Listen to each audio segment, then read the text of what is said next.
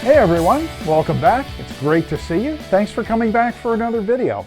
And if you like the content that we're sharing here, especially as it relates to these videos on finance, please click the subscribe button, join our channel, give us a thumbs up, and enter any comments that you have. I'm really interested in learning what you're learning and what your key takeaways are from the content that we're sharing here. With that, let's jump into today's video. The last video, we talked about assessing your finances and getting really clear on where you are, because it's crucially important for us to have a foundation to build on in order to be able to move forward. And today we're going to talk about setting financial goals. Really important for you to do. You have to be able to take what you've learned and begin building on that in order to move yourself in a positive direction. So part one, we've already went through in assessing your finances, and that is you've got to know where you are. So if you haven't done, go back and listen to the video on assessing your finances to get that baseline established. Then the second thing we need to do, once we understand where we are, once we've created that baseline, is we have to know where we're going. Where is it that you ultimately want to go? And sometimes people struggle with that, but it's learning to ask yourself basic questions like, what am I doing as far as my kids' education? If you have children who are planning to go to college, what, if anything, are you going to do to help them financially in that process? And are you already on the pathway of saving money for their education? And if not, what are you going to do? And by the time they reach 17 or 18 and they're ready to go to college, how much money, what is your goal? How much money do you need to have, and how realistic is it for you to be able to achieve that? Things like retirement. When are you planning on retiring?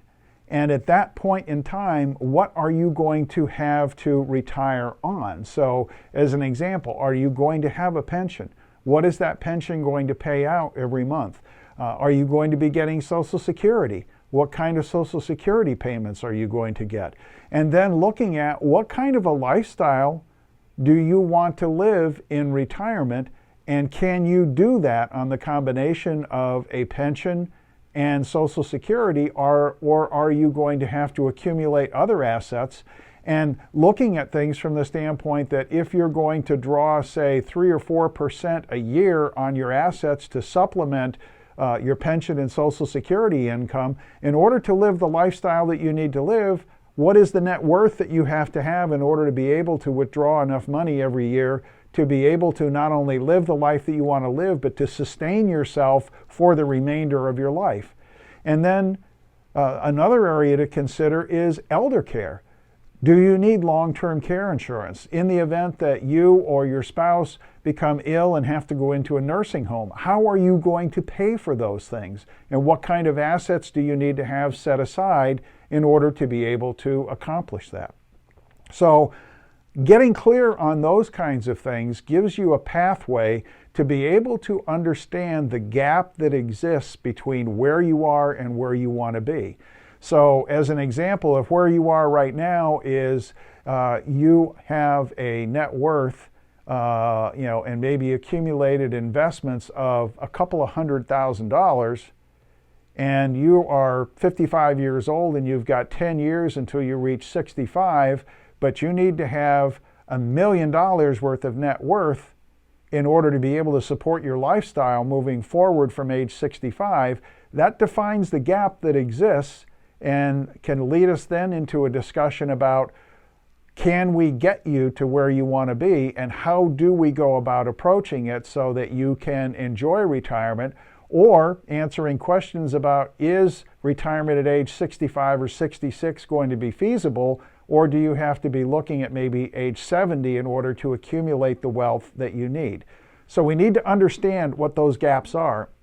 And once we have the gaps, we can begin setting goals.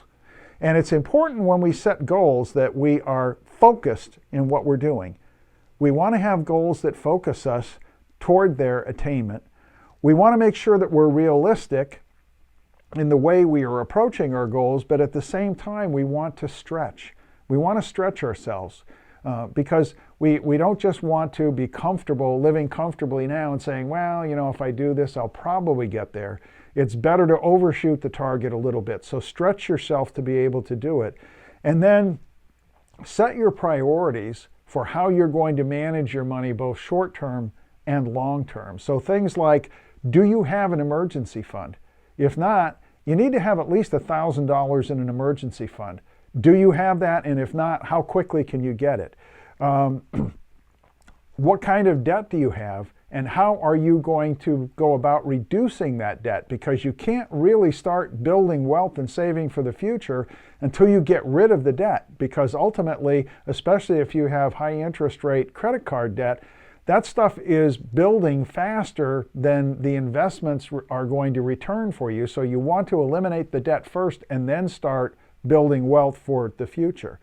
You want to have long-term at least 6 months of living expenses. So if anything happens, you get sick, you lose your job, you're not immediately on the chopping block.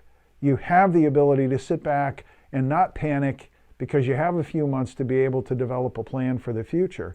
And then once you've taken care of those things, once you have an initial emergency fund, you have a plan for paying back your debt, you're working on developing 6 months worth of living expenses, then we can start talking about setting 10, 15, 20% of your money aside for creating wealth that's going to ultimately sustain you in the future for paying for your kids' education, planning for retirement, planning for elder care, and that sort of stuff.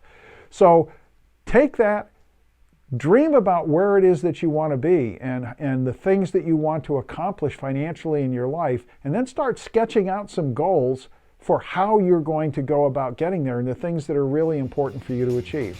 Do that, and I'll see you in the next video.